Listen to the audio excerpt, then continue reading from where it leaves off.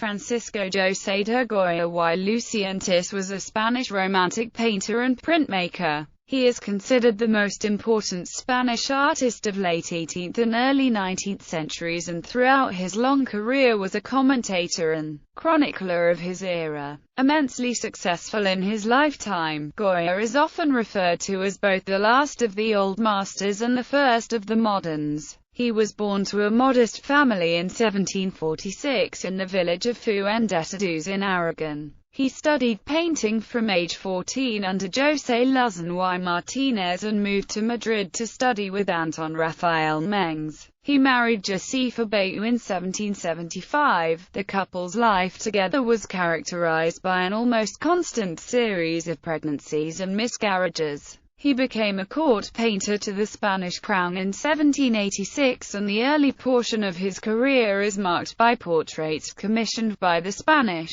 aristocracy and royalty, as well as the Rococo-style tapestry cartoons designed for the royal palace. Goya was a guarded man, and although letters and writings survive, we know comparatively little about his thoughts. He suffered a severe and undiagnosed illness in 1793, which left him completely deaf. After 1793, his work became progressively darker and pessimistic. His later easel and mural paintings, prints and drawings appear to reflect a bleak outlook on personal, social and political levels, and contrast with his social climbing. He was appointed director of the Royal Academy in 1795, the year Manuel Godoy made an unfavorable treaty with France. In 1799, Goya became Primer Pintor de Cámara, the then highest rank for a Spanish court painter. In the late 1790s, commissioned by Godoy, he completed his La Maya Desnuda,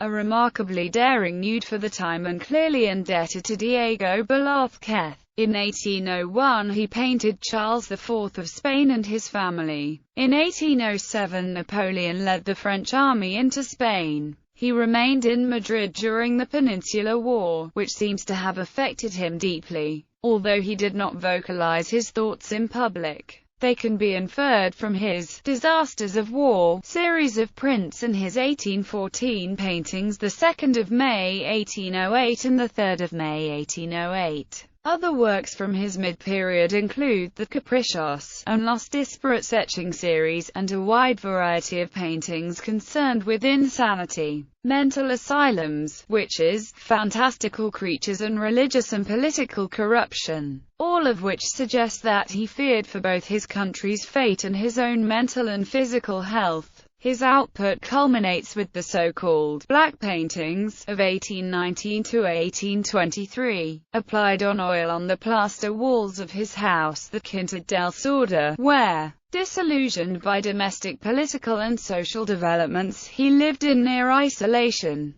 Goya eventually abandoned Spain in 1824 to retire to the French city of Bordeaux, accompanied by his much younger maiden companion, Leocadia Weiss, who may or may not have been his lover. There he completed his La Tauromaquia series and a number of canvases. Following a stroke which left him paralyzed on his right side, and suffering failing eyesight and poor access to painting materials, he died and was buried on 16 April 1828, aged 82. His body was later reinterred in Spain. Early years. Francisco Goya was born in Fuendetodos, Aragon, Spain, on 30 March 1746 to José Benito de Goya y Francisco de Lucientes y Salvador. The family had moved that year from the city of Zaragoza, but there is no record why. Likely José was commissioned to work there. They were lower middle class. José was the son of a notarian of Basque origin, earning his living as a gilder, specializing in religious and decorative craftwork.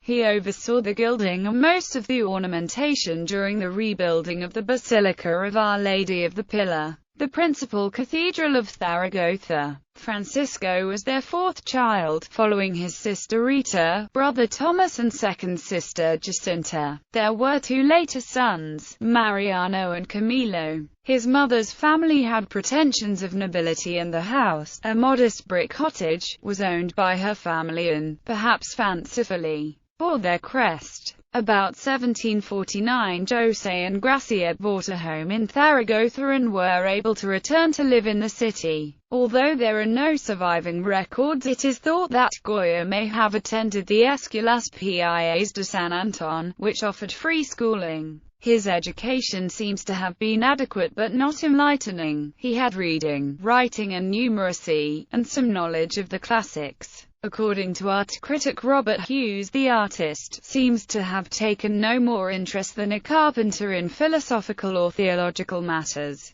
and his views on painting were very down-to-earth. Goya was no theoretician. At school he formed a close and lifelong friendship with fellow pupil Martin Zapata. The some 131 letters Goya wrote to him from 1775 until Zapata's death in 1801 give valuable insight into Goya's early years at the court in Madrid. Visit to Italy. At age 14, Goya studied under the painter José Luzón. In Luzón's workshop, he copied stamps for 4 years until he decided to work on his own. As he wrote later on, "Paint from my invention." He moved to Madrid where he studied with Anton Rafael Mengs, a painter who was popular with Spanish royalty. He clashed with his master, and his examinations were unsatisfactory. Goya submitted entries for the Real Academia de Bellas Artes de San Fernando in 1763 and 1766, but was denied entrance. Italy at the time was the cultural capital of Europe and held all the prototypes of classical antiquity, while Spain lacked a coherent artistic direction, with all of its significant visual achievements in the past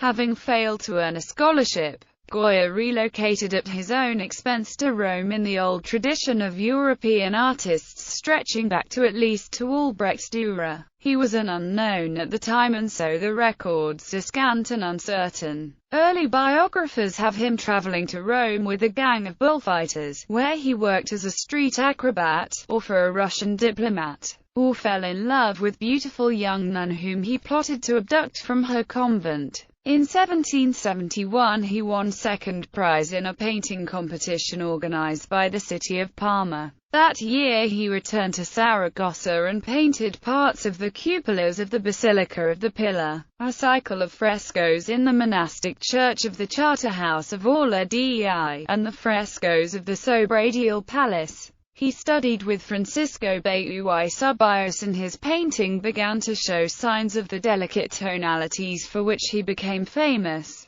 Goya befriended the Aragonese artist Francisco Goya, and married Goya's sister Josefa on 25 July 1773, and they had their first child, Antonio Juan Ramón y Carlos, on 29 August 1774. Madrid. The marriage and Francisco Goya's 1765 membership of the Real Academia de Bellas Artes de San Fernando and directorship of the tapestry works from 1777 helped Goya earn a commission for a series of tapestry cartoons for the Royal Tapestry Factory. Over 5 years he designed some 42 patterns, many of which were used to decorate and insulate the stone walls of El Escorial and the Palacio Real del Pardo, the residences of the Spanish monarchs. While designing tapestries was neither prestigious nor well paid, his cartoons are mostly popularist in a Rococo style, and Goya used them to bring himself to wider attention. The cartoons were not his only royal commissions, and were accompanied by a series of engravings, mostly copies after old masters such as Marc Antonio Raimondi and Velázquez. Goya had a complicated relationship to the latter artist, while many of his contemporaries saw folly in Goya's attempts to copy and emulate him. He had access to a wide range of the long-dead painter's works that had been contained in the royal collection. Nonetheless, etching was to become a medium that the young artist was to master, a medium that was to reveal both the true depths of his imagination and his political beliefs. His c. 1779 etching of the Garroted Man was the largest work he had produced to date,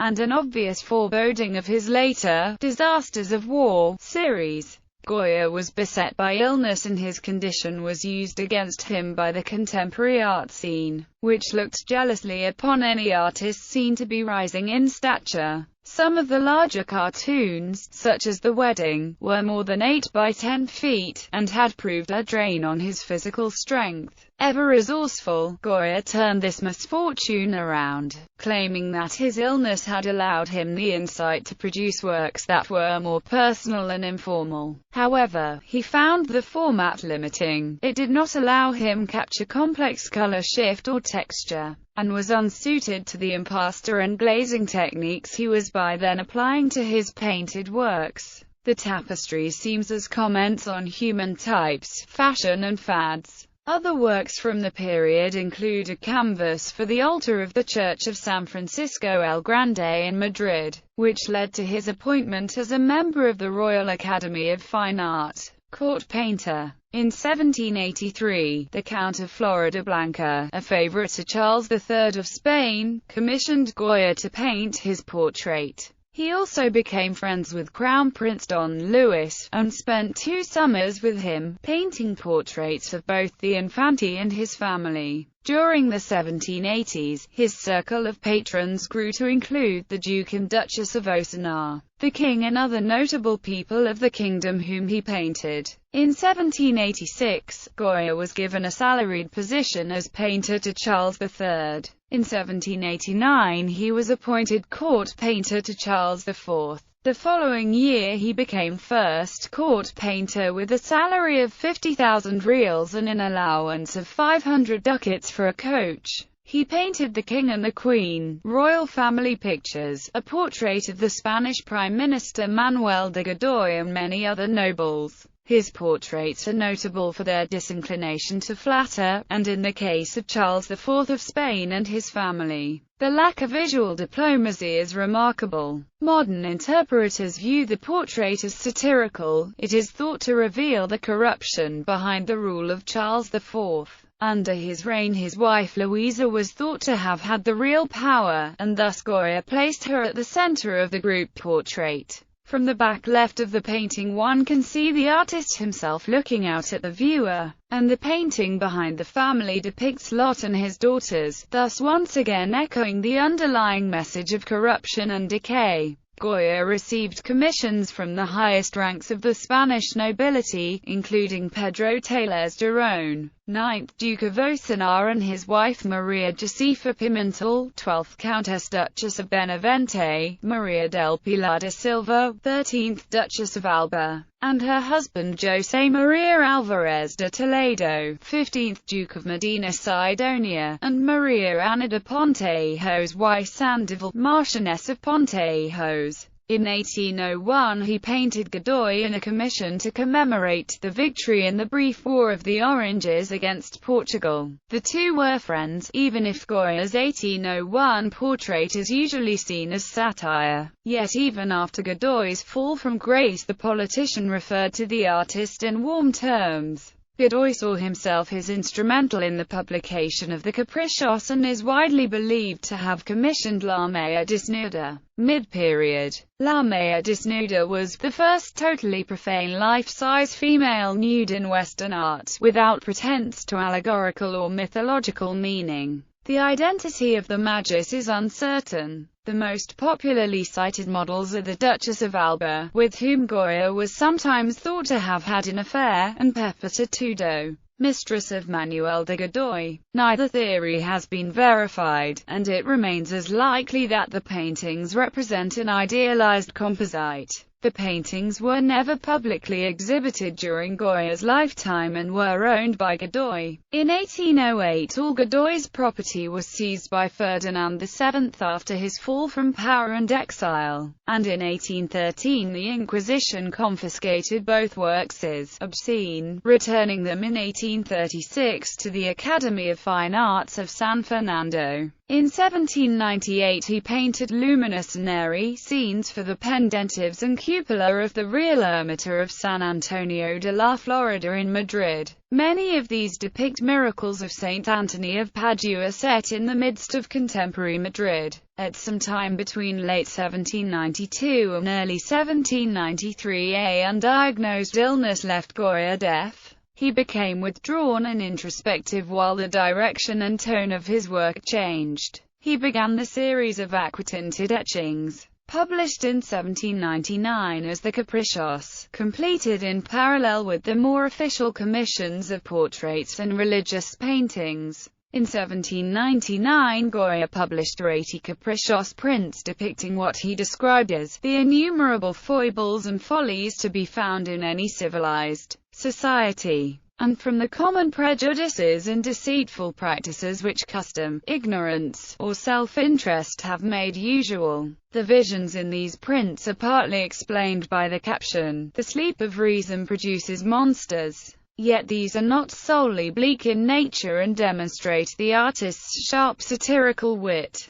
particularly evident in etchings such as Hunting for Teeth. Goya's physical and mental breakdown seems to have happened a few weeks after the French declaration of war on Spain. A contemporary reported, "The noises in his head and deafness aren't improving, yet his vision is much better and he is back in control of his balance." These symptoms may indicate a prolonged viral encephalitis, or possibly a series of miniature strokes resulting from high blood pressure and which affected the hearing and balance centers of the brain. The Triad of Tinnitus, episodes of imbalance, and progressive deafness are also typical of Meniere's disease. It is even possible that Goya suffered from cumulative lead poisoning, as he used massive amounts of lead white in his paintings, both as a canvas primer and as a primary color. Other post-mortem diagnostic assessments point toward paranoid dementia due to an unknown brain trauma. If this is the case, from here on we see an insidious assault on his faculties manifesting as paranoid features in his paintings,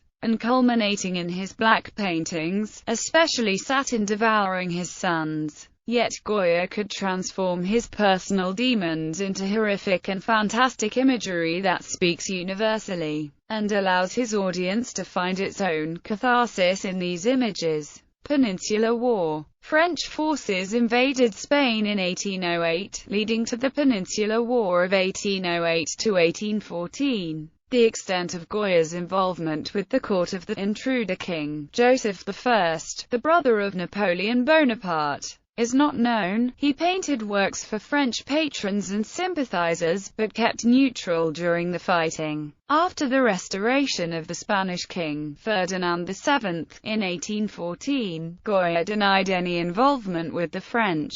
When his wife, Josefa, died in 1812, he was mentally and emotionally processing the war by painting the 2nd of May 1808 and the 3rd of May 1808. and preparing the series of prints later known as the Disasters of War. Ferdinand VII returned to Spain in 1814, but relations with Goya were not cordial. He painted portraits of the king for a variety of organizations, but not for the king himself during a period of convalescence during 1793 to 1794. Goya completed a set of 11 small pictures painted on tin, known as Fantasy and Invention. They mark a significant change in the tone and subject matter of his art. They draw from dark and dramatic realms of fantasy nightmare. Yard with Lunatics is a horrifying, imaginary vision of loneliness, fear and social alienation. The condemnation of brutality towards prisoners is a subject that Goya essayed in later works that focused on the degradation of the human figure. It was one of the first of Goya's mid-1790s cabinet paintings.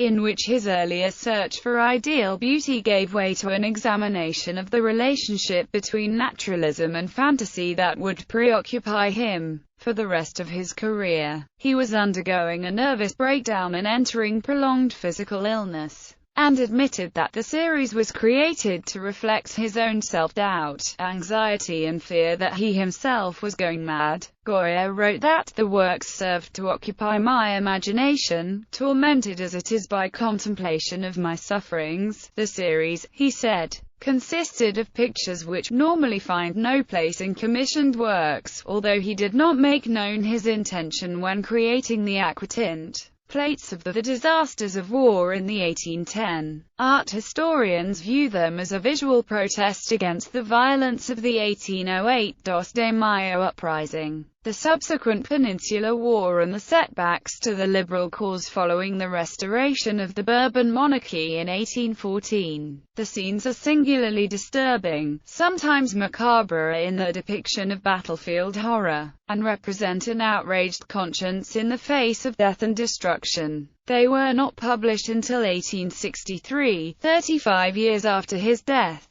It is likely that only then was it considered politically safe to distribute a sequence of artworks criticizing both the French and restored Bourbons. The first 47 plates in the series focus on incidents from the war and show the consequences of the conflict on individual soldiers and civilians. The middle series record the effects of the famine that hit Madrid in 1811–12, before the city was liberated from the French.